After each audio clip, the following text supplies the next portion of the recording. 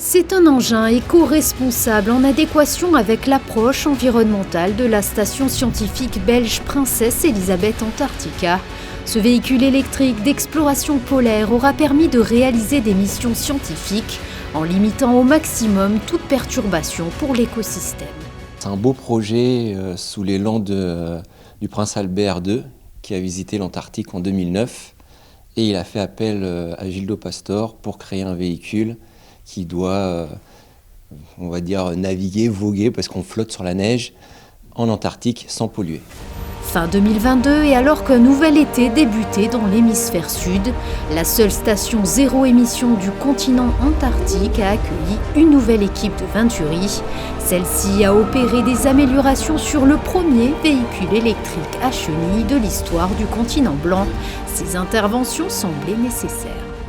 Ces améliorations sont au niveau de la chenille, où à cause de la variation de température, la neige est très instable, elle peut être très collante.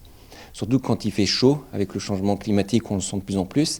Et la neige a tendance à coller dans le système de chenille, ce qui crée des fortes vibrations. Ensuite, une autre amélioration, c'est plus au côté thermique.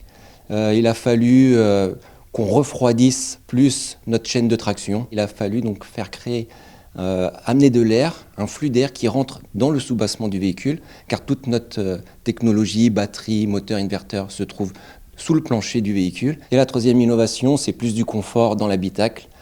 Même s'il fait très froid en Antarctique, quand on est sous les radiations du solaire, le rayonnement du soleil à travers les vitres, comme dans une voiture, on sent la chaleur du soleil, ça crée un échauffement sur le corps humain. Donc on a créé des bouches d'aération, comme sur une voiture. On prend l'air frais à l'extérieur du véhicule et on peut le souffler directement sur les passagers.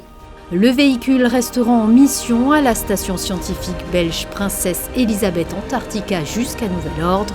Afin de vérifier sa fiabilité dans le temps, les équipes de Venturi se concentrent également sur un tout nouveau projet lunaire, le programme Artemis sous l'impulsion de la NASA.